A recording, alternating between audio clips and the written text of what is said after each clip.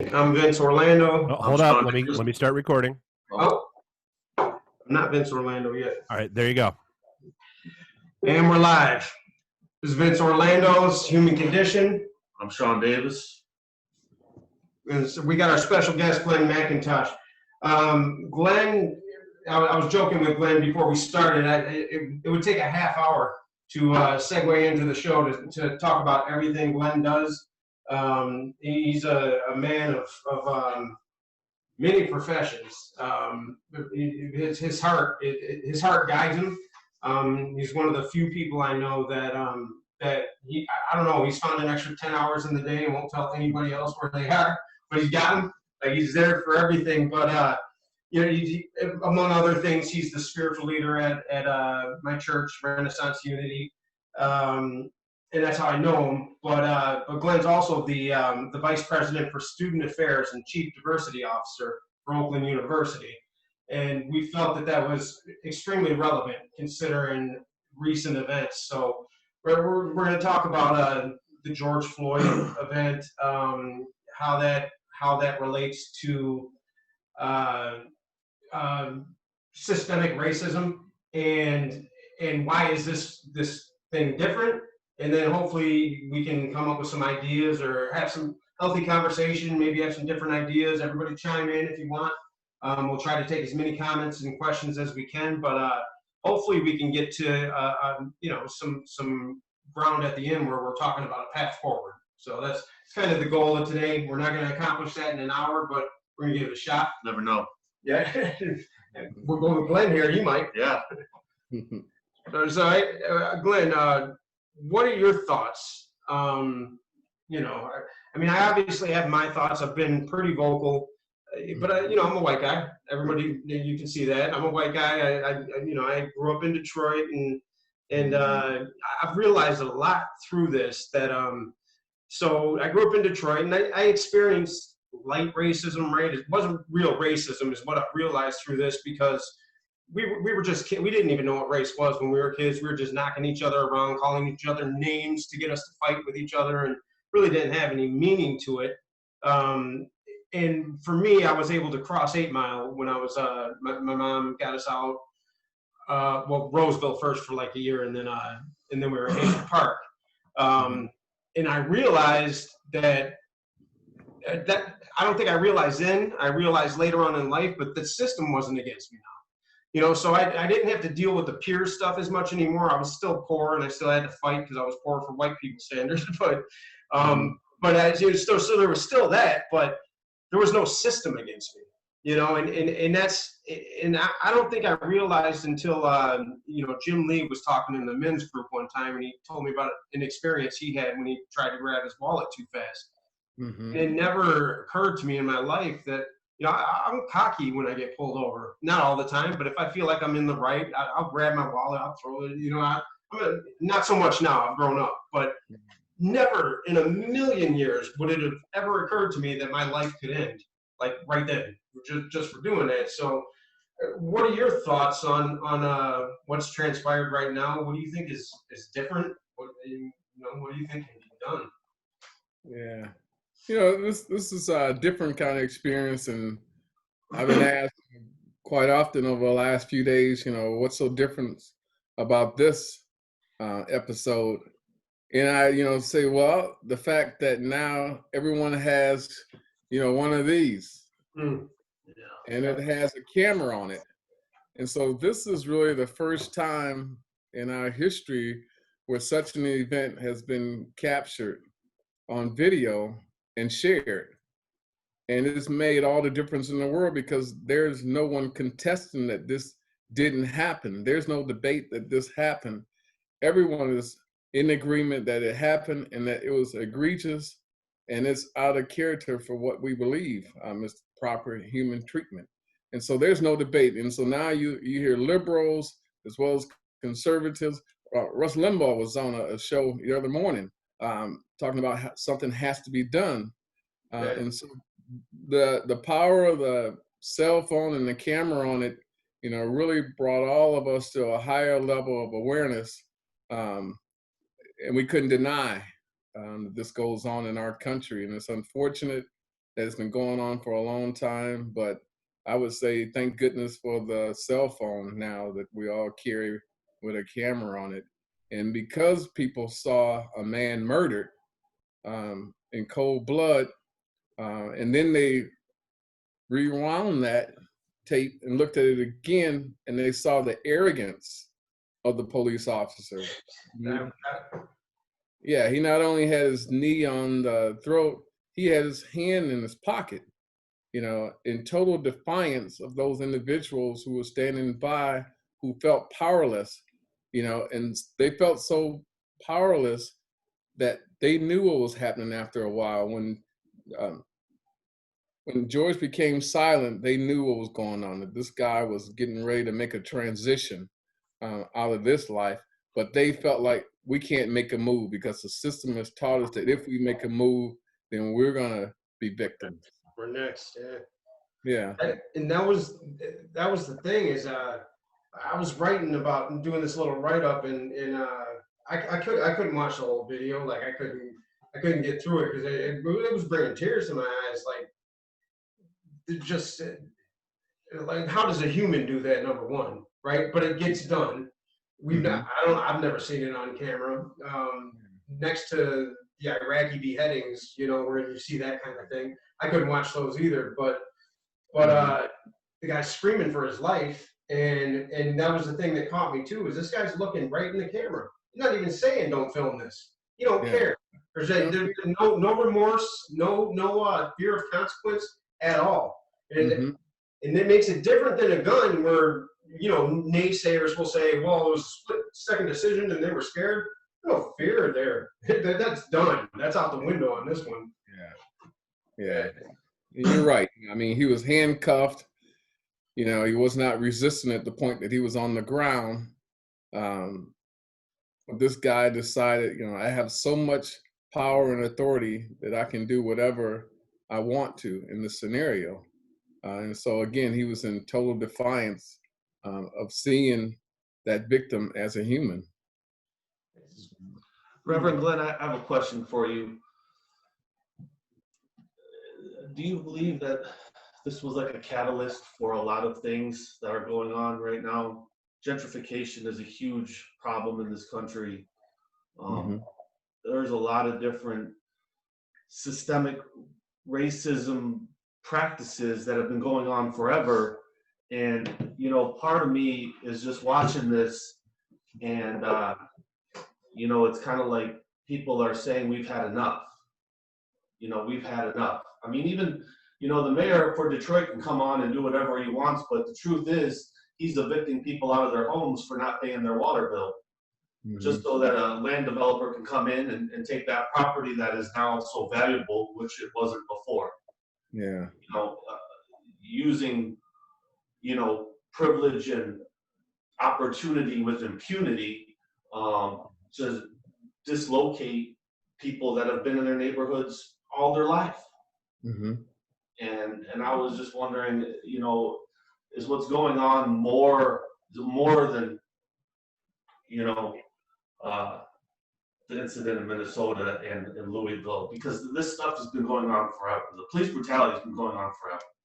Yeah. And, I think you raise a good point, but if you look at the protesters, look into their eyes, it's a younger generation. And so some of this is systemic in nature, racism and inequalities, but it's also a generational divide that's showing up here in that some of the older people, which would probably be in my category, I'm, plus 50 years of age, a lot of people have grown to kind of accept this.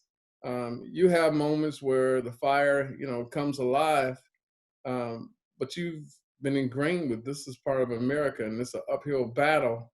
And so you're kind of battle fatigued, but you see a younger generation emerging saying, we don't buy into your systems and your processes.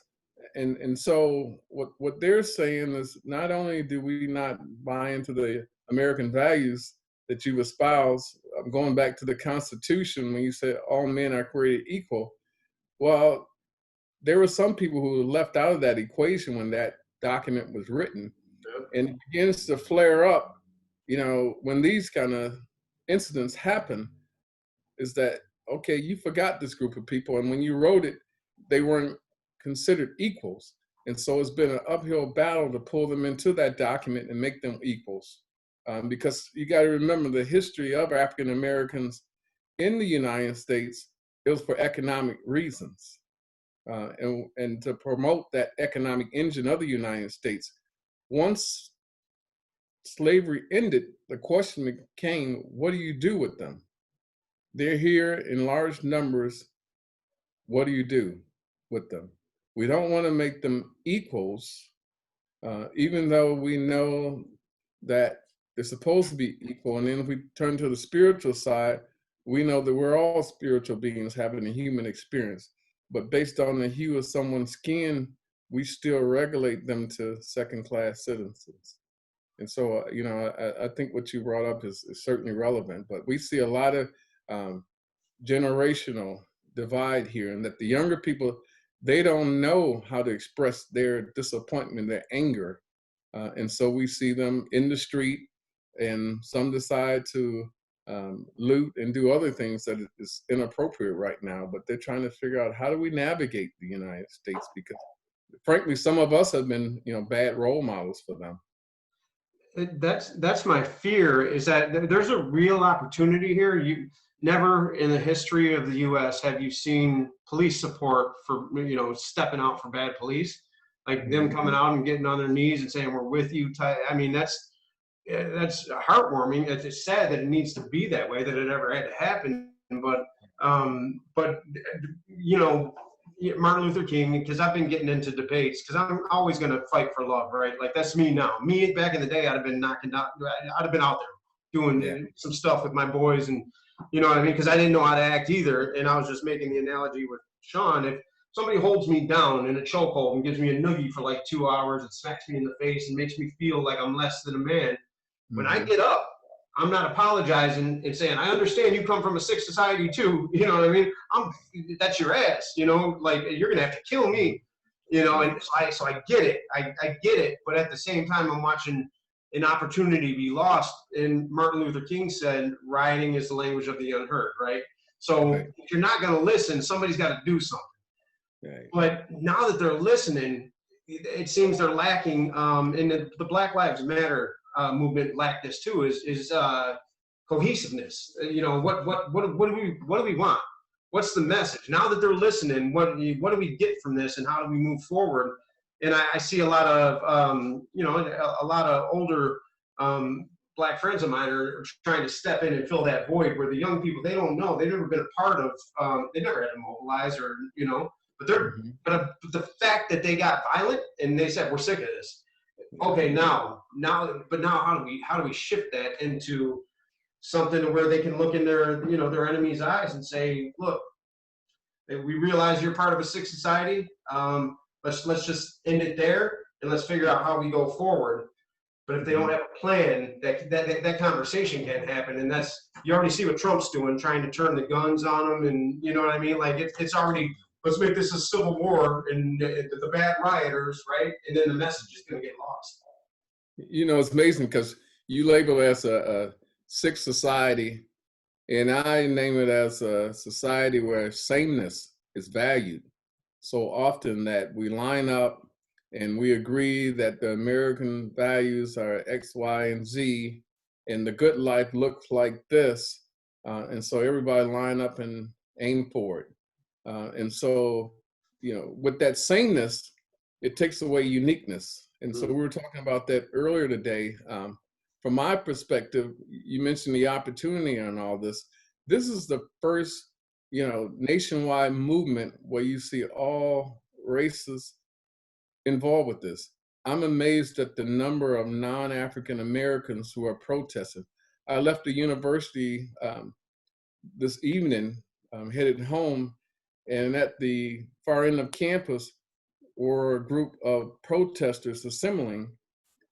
All were white, not a Black person in the audience. And so, again, I looked at the faces, and they were young people mobilizing, saying, yes, Black Lives Matter, what do we do? And so that question, Vince, how do we mobilize all that energy and that goodwill, good intention? That becomes the next question, but a real opportunity, because they are those aspiring, rising leaders. And so if we can use our knowledge base to steer them in how do you actually make those institutional and systemic changes, then we have something that could be powerful.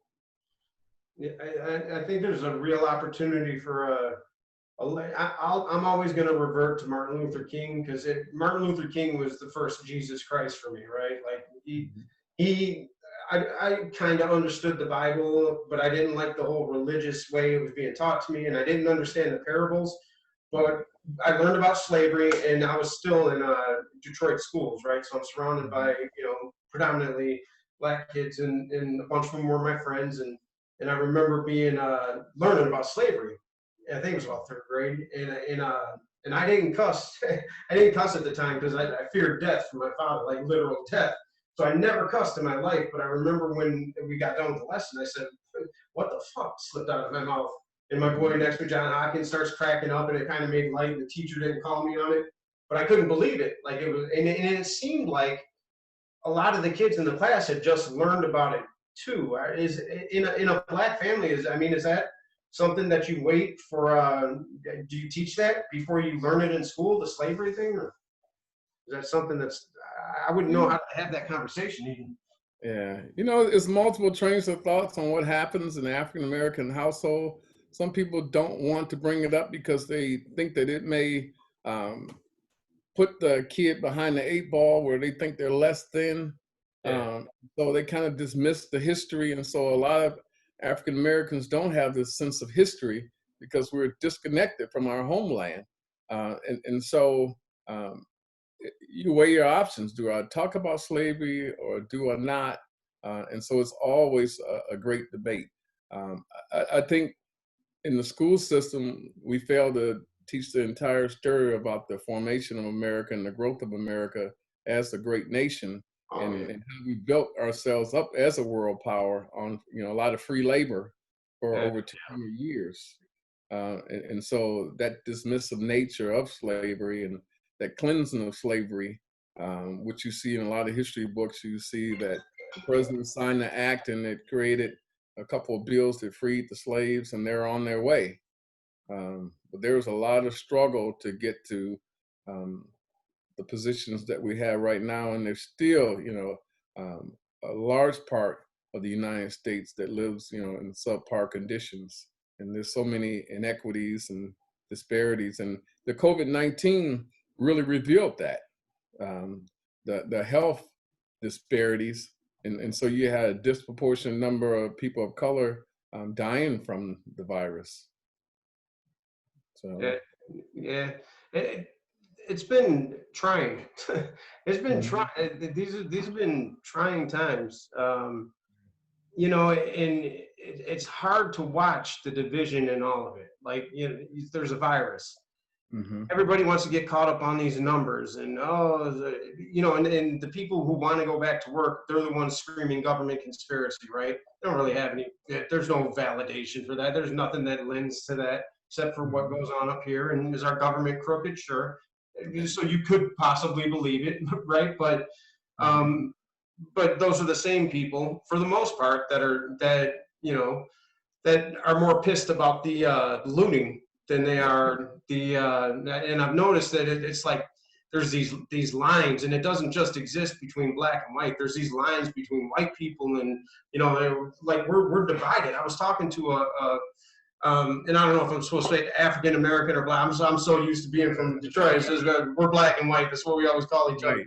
But talking to an African American woman last night, and she probably would prefer African American. And she made a post. She said there's no oppression, and she provided a list of statistics. And she was also a COVID denier who worked in the medical field. I'm like, and I just had to chime in. I'm like, look, I'm a white guy, and I saw what white privilege was. I saw once I crossed 8 Mile.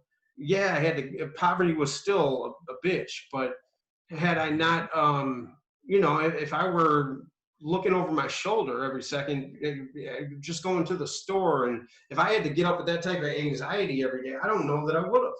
You know what I mean? So, I mean, I'm a white guy, and I'm telling you, yes, there's white privilege, and I actually use that white privilege to help my black friends. You know, some of my history, like I could get things into the city that they couldn't, but and so I know it's there. I lived it. And to say that that the system isn't, I think people. What is it? Why do you think people don't want to believe that?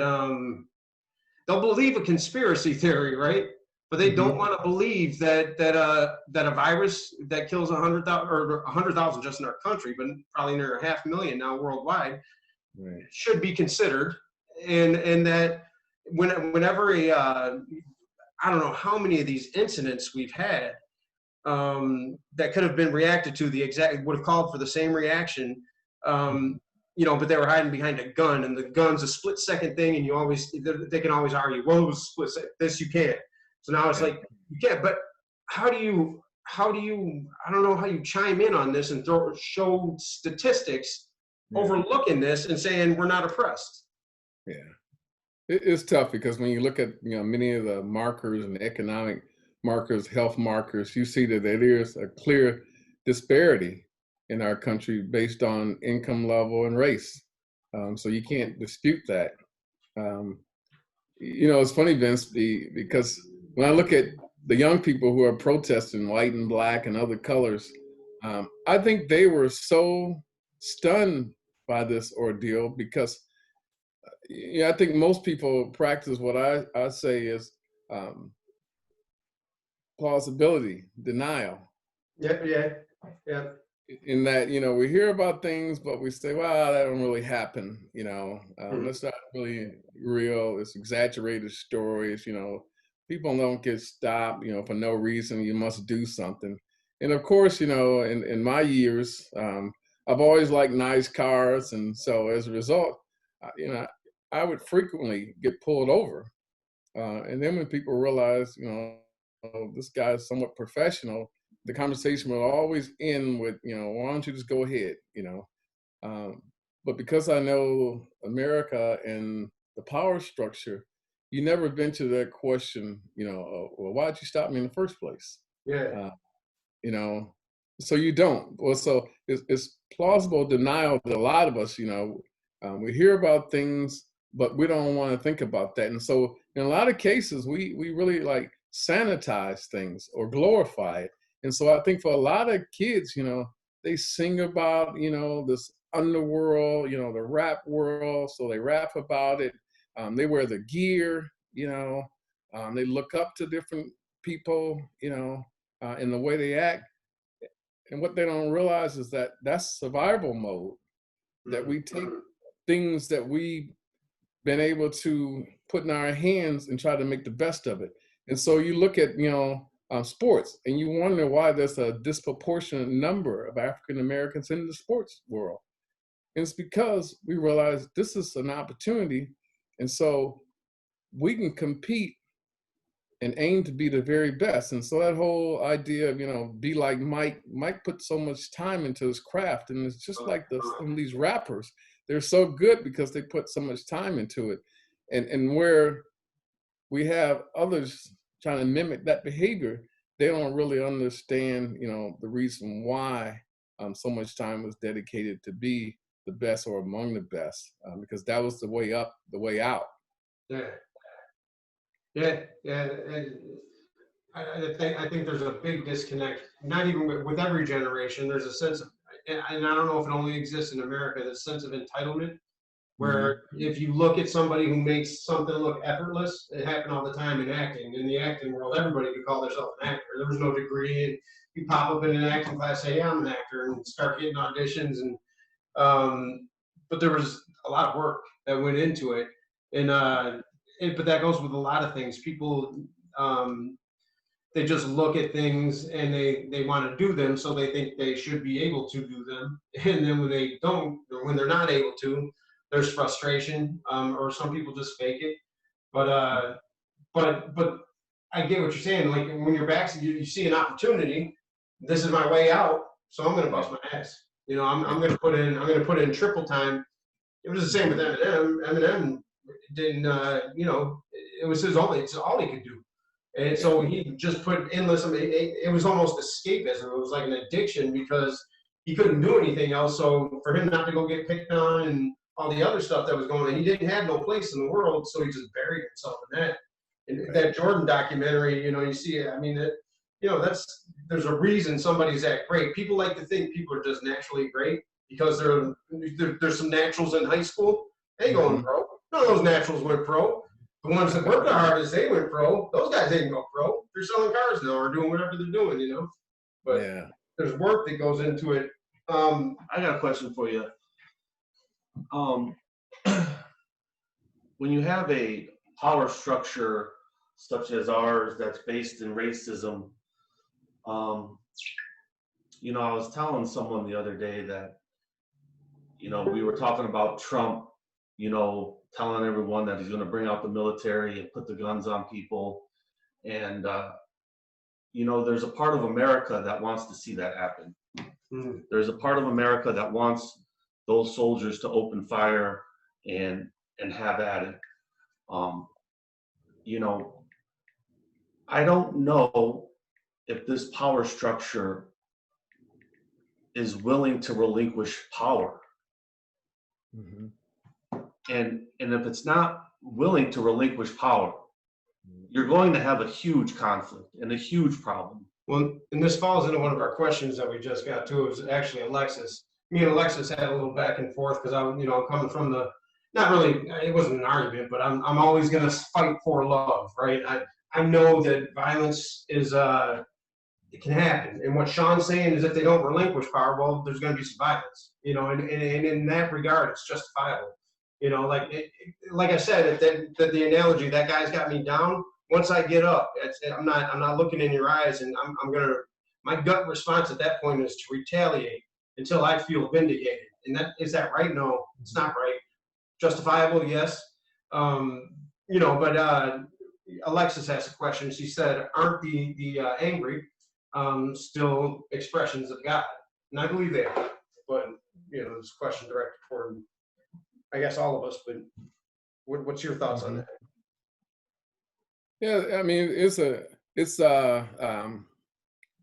is an expression of God because we all are spiritual beings, you know. So within that context, we are expressions of God.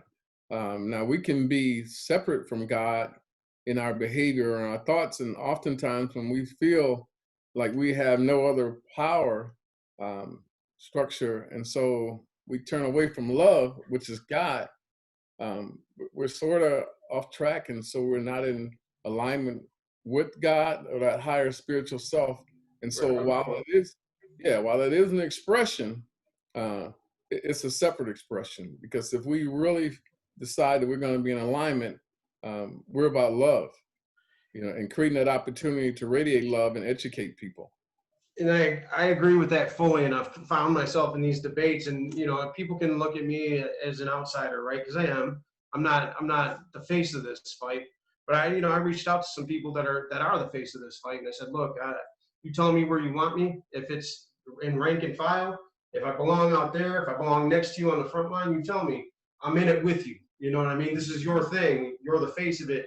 But maybe I got some things I can help you, you know, strategize with, but it'll come from a place of love. Like, you know, and what rioting isn't, it's not love, it's frustration, and it's justifiable.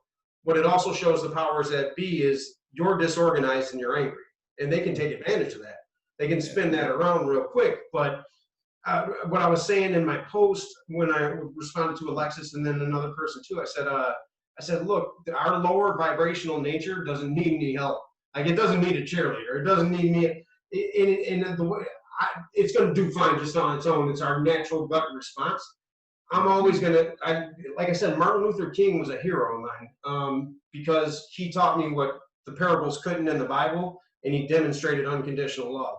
Then I understood Jesus like that. So he was Christ-like to me. So I'd take him outside of, you know, what he did in terms of, you know, the civil rights movement.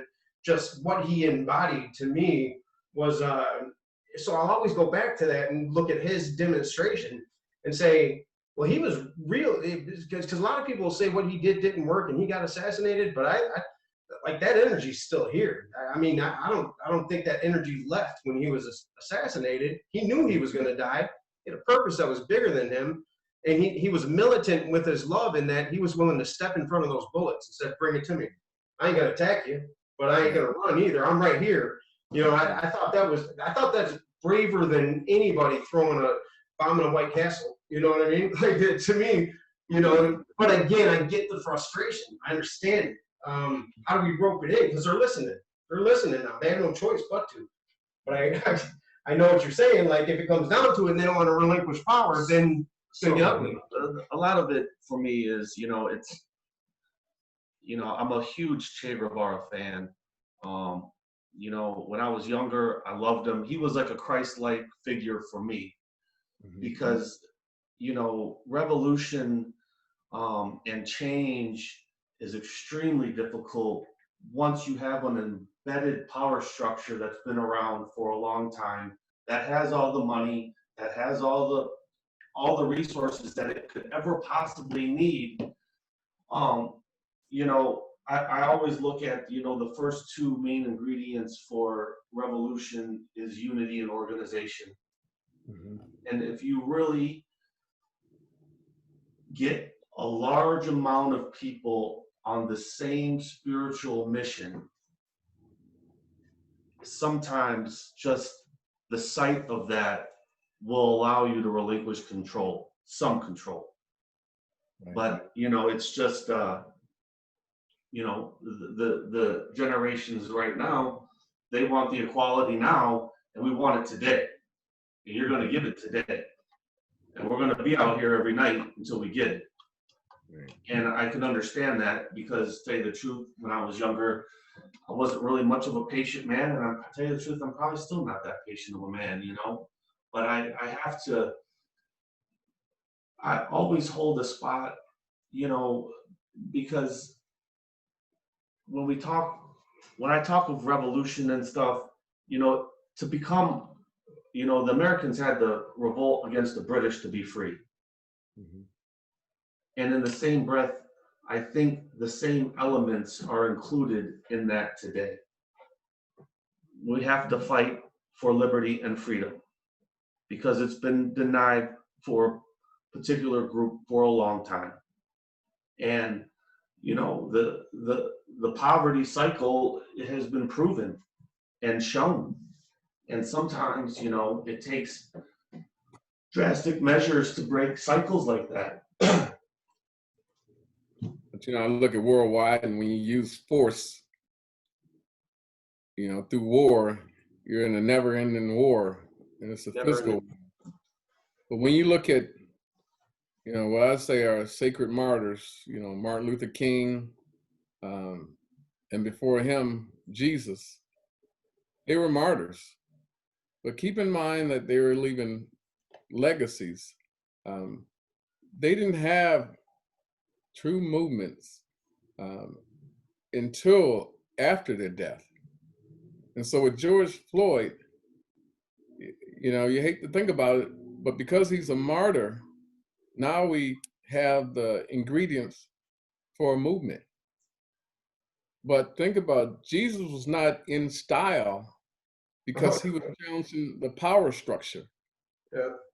That's what he was challenging. It wasn't a religious movement back then. He was standing up, challenging the power structure and saying that everyone is created equal. And Martin Luther King came along with that same philosophy. Gandhi had the same philosophy.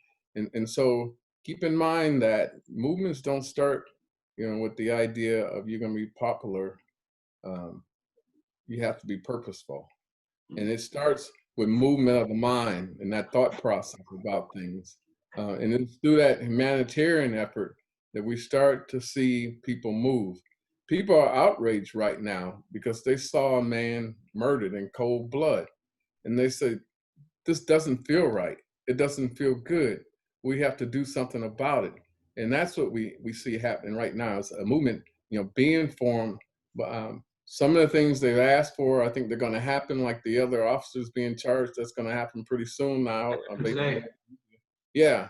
Yeah.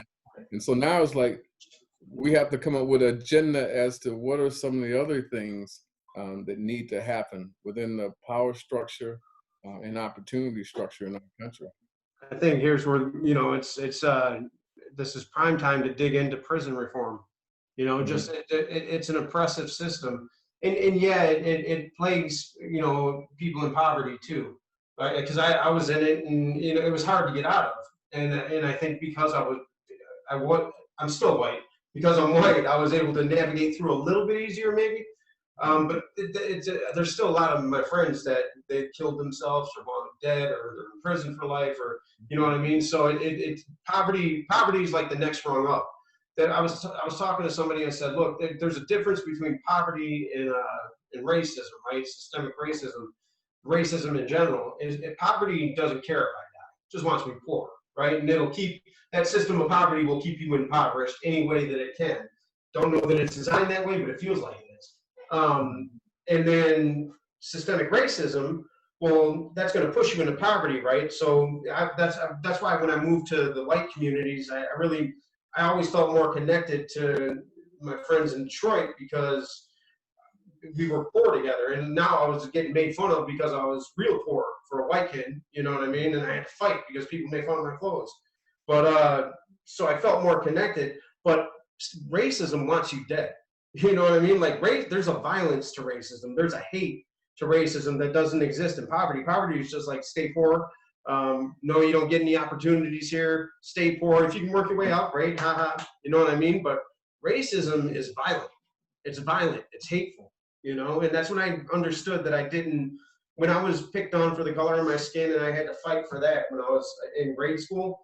That really wasn't racism because they didn't even know what they were saying. It was just, you know, it's like calling your mom, you know what I mean? Or, you know, it was the same thing as that. Like, let's say this so we can throw our hands or make you run or punk you out or whatever.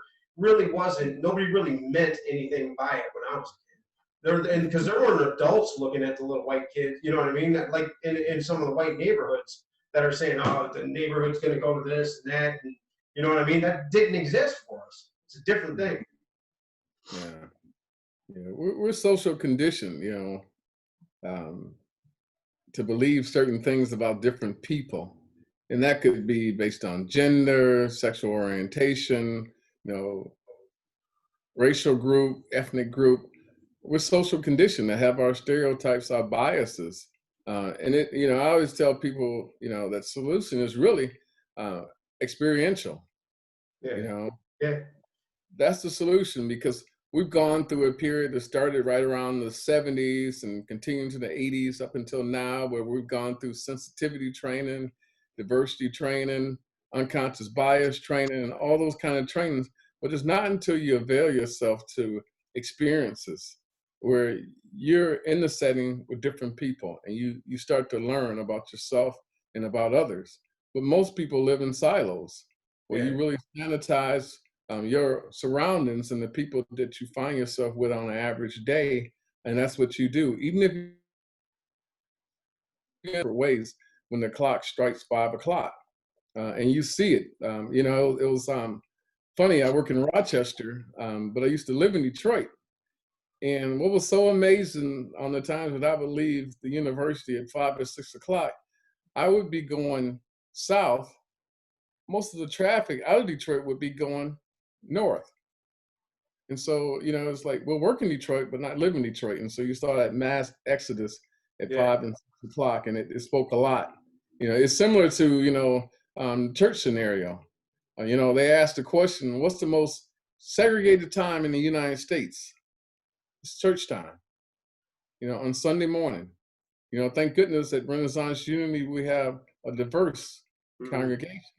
But across America, the most defining moment is when we go our separate ways to worship the person that we all say is our God.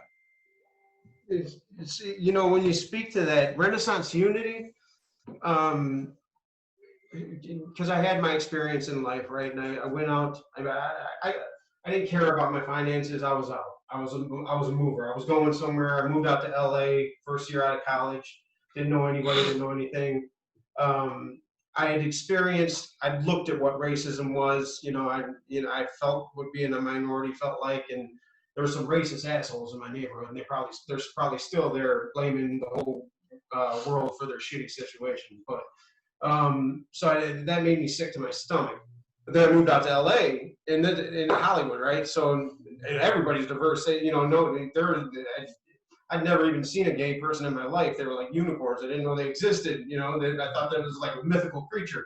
But so now I'm enmeshed in all of this, and I start thinking racism doesn't exist, right? I start being one of those people when I hear about these racist incidents, like, come on, no, there's no way. And then Obama got elected, and I'm like, now it's dead. Racism gone for sure. But then, because I didn't know these guys in the South, this deep South mentality, and in these businessmen, and I didn't know how ugly that was and how much that still existed. But when he got elected, and then you saw how they came after him, I'm like, oh shit! I'm like, this is so. That's when I started to. I had to accept it, and it's hard to accept as a white person because you got to take some blame. Not that you perpetuated it, but maybe you saw it and you didn't say anything about it, or maybe in your denial of it, you allowed it to happen a little bit too longer. So for me, I had to step in and say, okay, well, look, I didn't know any better, and let me make up for lost time now, because but that's a hard thing for people to do, I think, is to have that conversation with yourself and say, well, yeah, there's times where I probably could have stepped in and maybe made a difference, at least for that one person in that one day, and I didn't. But that's okay. You just got to make the shift. Yeah, it's important. We recognize that most of our life is spent being bystanders. Where we see things, but we're not courageous enough to step in, and say, this is not consistent with who we're supposed to be. This is not right. This is not acceptable. And so most of us do. We spend lives relegated to being bystanders, And so, Vince, I know, your track record, a willingness to step out, and be the only one standing up for justice. And so that's commendable, in your show, I watch it, and it's amazing, some of the subjects that you tackle. But racism is something that's, is so ingrained, but it's this whole idea of what sustains racism. And at some point, I think, Sean, you talked about that power structure. That power structure is built on the idea of scarcity, Yeah. And when you look at everything as, from a scarcity perspective, you don't see prosperity. And so you think I'm in a competition. But one of the things, from a philosophical standpoint, in a spiritual base, I don't see limitation, and scarcity. And so I see prosperity. And so there's enough for everyone. But we treat America like it's real finite. And so we create avenues for competition. And so we keep most people out of that competitive arena, which should not be competitive in nature, because there's an abundance of everything we want. There's no scarcity of money in the United States. The question is, will you get out of your comfort zone and do something different that avails yourself to the opportunity to attract money? If I keep doing the same thing over and over and not get results, we know what that is. It's almost insanity to believe that change is going to happen if we continue to do the same things. And so we have to challenge ourselves to be different every day, to be just slightly different. I keep saying that. Same thing. Is it that? I don't know what the hell. I don't know what's up with our sound. We good now? Can you hear me, Glenn? Yeah, I can hear you. Oh, okay. Yeah, I was saying this. I made the same, same thing over and over, and expecting a different result. And I always go back to hate begets hate. Violence begets violence. It has to. There's no other way. This is just take the spirituality out of it. This is the law of attraction. This is how the universe works. This is how energy finds other energy. And, and that's why Martin Luther King was Christ-like, because he took it every day. Like he lived in that environment, and he took it, and people were bombing his house, and they were threatening his kid. You know what I mean? Like those things happened, and he just stood there, and he said, "No, I'm whatever. You're gonna have to work harder than that." You know what I mean? That's militant. And and Alexis was saying, and it makes sense that that a lot of young Black people are afraid to get into a movement because everybody gets assassinated. Well, and I get that. I know for me, like when I've heard slavery, Martin Luther King was next. He became a hero. Then I spent my entire life looking for a cause I could die for. Haven't found it yet. You know what I mean? And you don't necessarily have to die for a cause. This is one where you might have to. There's been people in Black Lives Matter that were assassinated. So it's a scary thing, but what Martin Luther King, what Jesus, what Gandhi, what those guys did is they valued their purpose more than their lives. Their life was just it was a means to an end, right? It was a means to achieve this purpose. And they did it because we're talking about it. Right. But when you talk about being a martyr and dying for something, don't we all have to die for something if we want change in our life? You think? I mean, metaphorically even. Yeah. I mean, and that's what we don't realize. And so too many people feel frustration, and that frustration is by wanting something greater than what they see and what they experience. But again, they want to cling to the familiar. One of the things I had to do was leave the confines of my comfortable neighborhood in Southwest Detroit because I wanted more. All I saw was people, crime, murder, what I call subsistence poverty. And so I knew I was going to fall into that cycle unless I had the courage to leave, for 4 or 5 years to get educated on how do I function in a world that I was aspiring to get some of the things that I wanted so I could come back and make a difference in my neighborhood. And so part of me had to die, and some of the thought processes that I was, reared on, socialized to, some of those had to die when I built up the courage to really invest in the art and science of change. And so I think a lot of us need to become martyrs for change. I've killed several iterations of Vince. The worst, the best character, if I'm talking about acting, would have been the cool Vince, right? Because I wasn't cool in the white neighborhood, but after a while I got sick of fighting every day. I was fighting people, and this is going to take me off track, but there's people out there that are pushing this violence on these young kids, saying it's the right way, and I'm like, if you're not out there standing in front of the barrel of the gun with that person saying this is the right way, don't tell that person that's the right way. You know what I mean? Don't do that. But anyway, I got sick of fighting, so I said, all right, well, I'm going to figure out what the cool people do, and I'm going to do that. And I'm going to do it better. So probably around my junior year, I started to mesh in that way. I started to become the guy that everybody had to go to if you wanted to know where a party was, and I created what I call Cool Vince. And you saw Life Goes On, right? Right. That's where I killed him. You know what I mean? Like, I wanted that guy dead because he was the worst thing. And I acquired all these superficial things that made me feel good in the moment. But I was so empty, in retrospect, like that was and it's an experience I had to go through, but I had to kill. And he's still there. Like in my amygdala, he'll still come up here. And with this, stepping out, and putting my voice out there, I like to avoid conflict because I still have that anger and violence in me. And I'm always afraid that somebody's going to bring it out, and I'm not going to be the man I want to be. So I avoid one-on-one conversations, and I know that's not good for me. I know for me to continue killing that part of me, I got to put myself out there, and I got to have these conversations, and I got to let people challenge me, and I have to be okay with that. And so far so good. But it's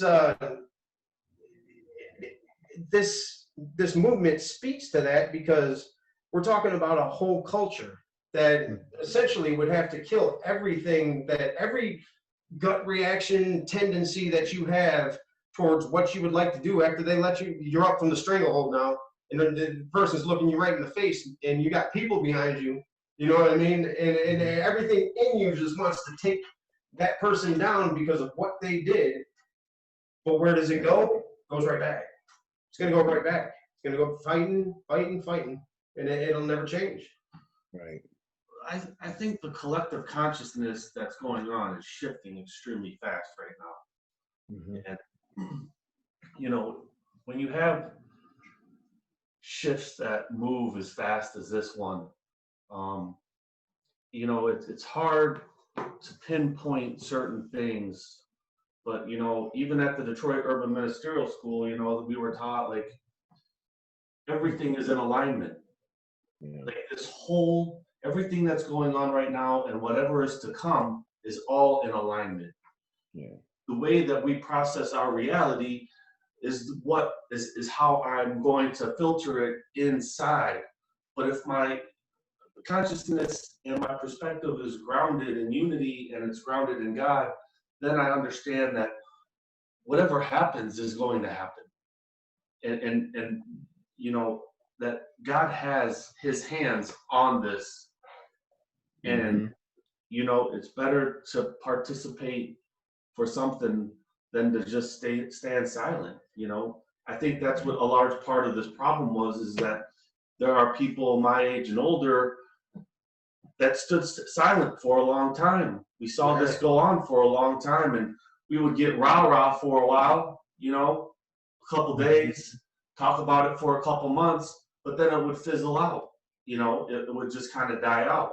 And I think a lot of times once your economic status changes as you get older, those things that you fight for when you're younger kind of get pushed to the back.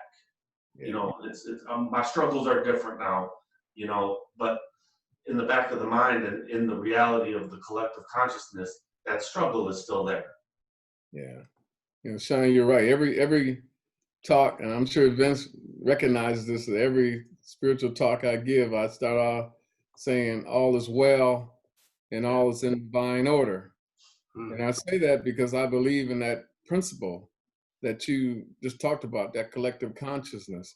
There's nothing that's happenstance, you know what I mean? And nothing just happens. But I think there's relativity to what's happening with the pandemic. And now, you know, we see a man get murdered and react. And so the universe has a way of saying, can I get your attention? Mm-hmm. And then it says, you know, I had to make you uncomfortable. Otherwise, you would have never moved. And so what we're seeing, you know, is totally that collective energy. You know, with the pandemic, I think it's clear that the universe said, be still. You know, stay put, stay home, be still, then see. And what we're seeing is that our collective consciousness is being moved because we need to have a movement towards change. And so I think these two major incidents, you know, in 1 year, is just amazing. And we're not, you know, halfway. Right. You know, what's next? Yeah. We're back to back. And I was talking to a friend. I'm like, look, we had the opportunity to rise to a new level of consciousness with COVID, right? But what do? We talked numbers and we bickered and really people who are claiming conspiracy theory, they really just were fearful because they were, and rightfully so, they lost their jobs, and I get it, you know, but we were being called to rise to the level of, well, no, we're going to save some human lives, so let's just focus on that for now and put the other stuff to the rest. We failed there. Not everybody, but collectively, I think we did. And then now there's this. So are we going to do the same thing that we've always done, or are we going to rise to the level of humanity? And are we going to, and that's, you know, it's easier said than done. And I know the trauma it took for me to have this mindset. So, and a lot of people haven't experienced that yet. And a lot of the young people that are out there that are just pissed, they haven't experienced it yet. So I can't expect them to understand it. But when I see it, I'm like, oh, it's so clear to me. Like what's being shown to us, the opportunity we have to rise above. And you know, I think God prays to us. You know what I mean? God's like, come on, get it right. You know what I mean? Get it right this time. You know, you got an opportunity here. Do that thing. That thing Jesus told you about, and Martin Luther King and Gandhi. They were all right. Do that. You know. Well, we keep begging to go back to what we were doing before. And so the entire pandemic debate became, one where let's change the executive order so we can get back to our normal way of living. Yeah. And it's that normalcy that doesn't allow for expansion, creativity and innovation, and that collective consciousness that we talked about being unified. That's the tough part of this. And so when we talk about the president's suggestion to use military force to go in and end this immediately, is so we can get back to normal. And so we were talking about in the midway of the pandemic, a new normal emerging was the constant language. Yeah. And the new normal, we heard that so much espoused, and now we're so bent on going back to what was normal. The old normal, the familiar. And so we're losing that opportunity to create something new. But that doesn't exist anymore. The old normal does not exist. Right. You But we can't think go back. You can try to run that playbook again, but rarely does the old playbook ever work in a new reality. Yeah. Plays don't work. Things just don't operate like that anymore because the consciousness has risen. But that it has, for those who are tuned into it, that frequency, but most people have not tuned into that frequency. And so they think they're going back to what they consider to be normal, the old way. And like you say, Sean, you can't go back to that old playbook, as much as you want to.